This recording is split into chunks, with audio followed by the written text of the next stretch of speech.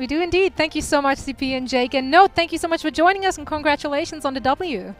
Oh, thank you very much. That was a super close match. My heart's beating. My palms are actually sweaty.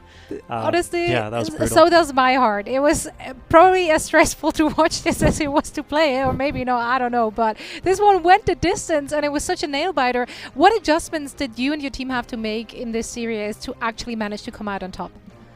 I think we just had to do a lot of analyzing on how their Doom was playing. They were playing it around it really heavily, giving a super hard pocket to the Doom.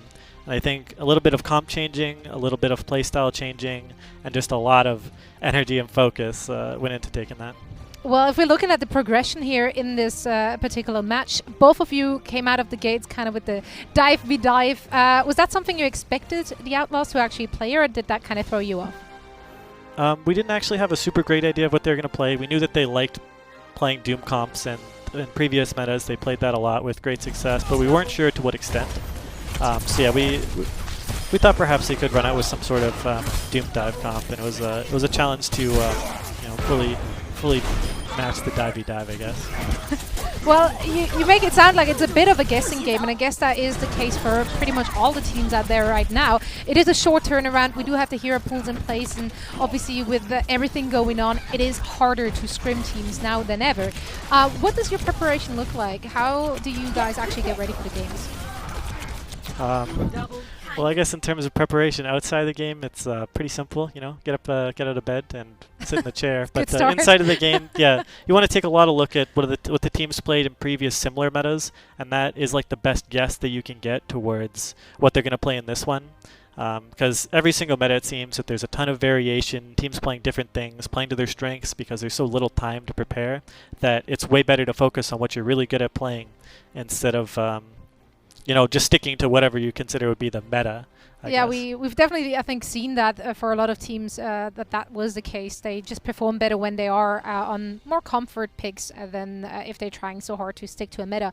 Where do you see your team, like in terms of what kind of play style you're actually playing right now? Because it does look very different from previous years. I guess it kind of changes, depends on the meta. We have different strengths depending on what characters are available. I think when it's like the Lucio and the Orisa and the Sigma and stuff, we like playing super aggressive, getting in their face and stuff. And maybe when it comes to these comps, we like to play a little bit slower, poke out tanks. I think Dive Mirror a little bit slower maybe, and Orisa comps are super fast for us. Well, speaking of heroes being available, next week we have Echo in the mix. This week she was out of competitive play, but she wouldn't have been eligible anyway for OWL, so it didn't really matter for us. How does your team fare so far in terms of playing her, incorporating her into your own compositions and your playstyle? Well, right now we have no idea because we were super focused on prepping for these matches.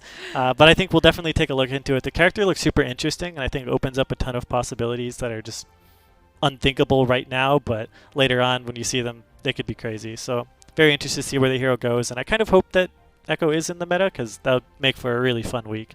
Are there any particular players or teams out there where you just know they will be picking up Echo to great success as well? Yeah, I really hope to see Chipsa play Echo for Fusion. I think he's potentially best Echo in the league, so really hoping to see that. Well, you're not alone with that. You're really not alone. Well, speaking of players showing us some versatility as well, we've known you as a D.Va player pretty much throughout the entirety of the league. Now we're finally seeing you on other heroes as well. How is that for you, that kind of progression?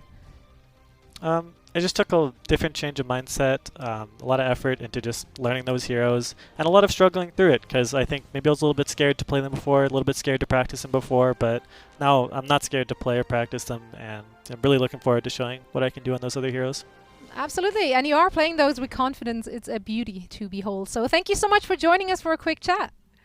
Thank you very much. Have a good one. Thank you, you too. And we're now heading into a very quick break, and afterwards we will be back with our Watchpoint post show and an exclusive interview with John Spector. So stay tuned.